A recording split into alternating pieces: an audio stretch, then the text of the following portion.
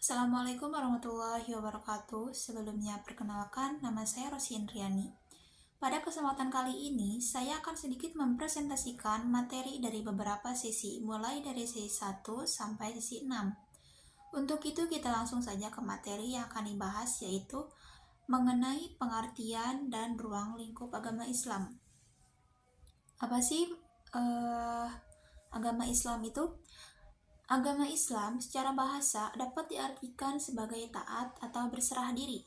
Sedangkan menurut istilah, Islam adalah agama yang diturunkan oleh Allah Subhanahu wa taala kepada Nabi Muhammad Shallallahu alaihi wasallam. Agama tersebut meliputi dari akidah, akhlak, dan syariat. Selain pengertian, agama Islam juga memiliki ciri-ciri yaitu agama fitrah dan agama tauhid. Selain itu, agama Islam juga bermanfaat bagi kita semua. Manfaat yang dapat kita ambil yaitu bisa memiliki pendirian yang kokoh dan bersifat positif. Yang kedua, bisa memiliki ketentraman dan jiwa yang bisa merasakan agamanya secara lebih dalam ketika ditimpa masalah atau kesulitan. Yang ketiga, bisa mendidik manusia menegakkan kebenaran dan takut untuk membuat salah atau berbuat dosa. Yang selanjutnya, agama juga bisa digunakan untuk membebaskan manusia dari perbudakan materi yang bersifat duniawi. Namun manusia akan lebih tunduk kepada Tuhannya, yaitu Allah Subhanahu wa taala. Selanjutnya yaitu mengenai urgensi mempelajari agama Islam. Seberapa penting sih kita dalam mempelajari agama Islam? Tentunya ini sangatlah penting, mengingat kehidupan manusia yang problematis tidak jarang dipenuhi dengan masalah. Hal ini tentunya membutuhkan pedoman yang bisa mengatur, yang bisa menata kehidupan tersebut. Tentunya yang dapat kita jadikan sebagai pedoman itu adalah dengan mempelajari agama Islam. Selanjutnya ada karakteristik wahyu di dalam Islam. Pertama, wahyu itu bersumber dari Tuhan. Wahyu itu baik berupa Al-Quran maupun hadis. Terus wahyu itu berupa nas-nas yang berbahasa Arab dan ungkapan bahasa yang berlaku. Apapun yang dibawa oleh wahyu itu tidak ada yang bertentangan dengan akal, bahkan ia sejalan dengan prinsip akal. Selanjutnya, wahyu itu merupakan satu kesatuan yang lengkap, tidak terpisah-pisah. Dan wahyu itu menegakkan hukum menurut kategori perbuatan manusia, baik berupa perintah maupun larangan. Adapun wahyu itu turun secara berangsur-angsur dalam rentang waktu yang cukup panjang.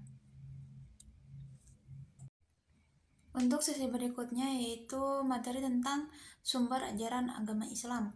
Sumber ajaran agama Islam itu terdiri dari dua, yaitu dari al-hadis atau as-sunnah, dan yang kedua yaitu dari ijtihad. Materi selanjutnya yaitu mengenai kandungan yang ada di dalam ajaran Islam. Dalam ajaran Islam ada beberapa kandungan di dalamnya yaitu akidah, syariah, dan akhlak.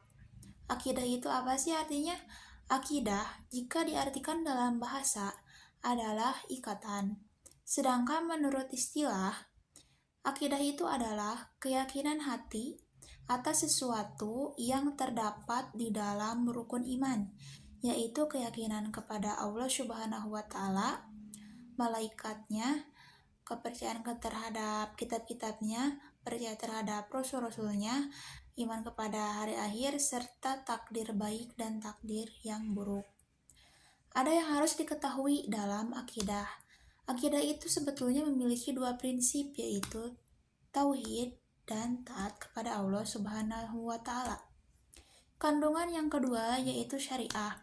Syariah itu berasal dari bahasa Arab yang berarti peraturan atau undang-undang, yaitu peraturan-peraturan mengenai tingkah laku yang mengikat, harus dipatuhi dan dilaksanakan sebagaimana mestinya. Di dalam syariah pun tidak hanya terdapat pengertian, tapi terdapat dua bagian, yaitu ada ibadah dan juga muamalah. Ibadah pun dibagi menjadi dua, yaitu ibadah asas atau ibadah khusus, dan yang kedua yaitu ibadah ammah atau ibadah umum. Ibadah khusus contohnya yaitu seperti sholat, zakat, puasa, dan yang lainnya. Sedangkan ibadah ammah atau ibadah umum contohnya yaitu segala kegiatan atau perilaku yang berkaitan dengan kegiatan jual beli, ekonomi, politik, pendidikan, budaya, dan yang lainnya. Lalu muamalah. Muamalah pun terbagi menjadi dua prinsip atau kaidah fikih muamalah. Yang pertama yaitu kejujuran dan yang kedua yaitu zariyah. Yang selanjutnya yaitu kandungan ketiga dari ajaran Islam yaitu akhlak.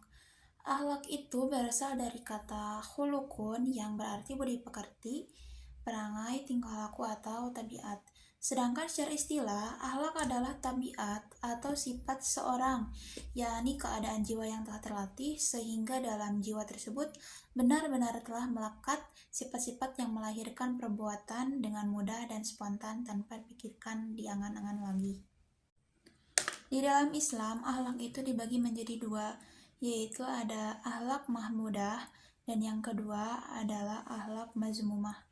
Perbedaan dari dua akhlak tersebut adalah akhlak mahmudah itu adalah perbuatan yang baik, perilaku yang baik. Sedangkan akhlak mazmumah itu adalah perilaku atau akhlak yang buruk atau tercela.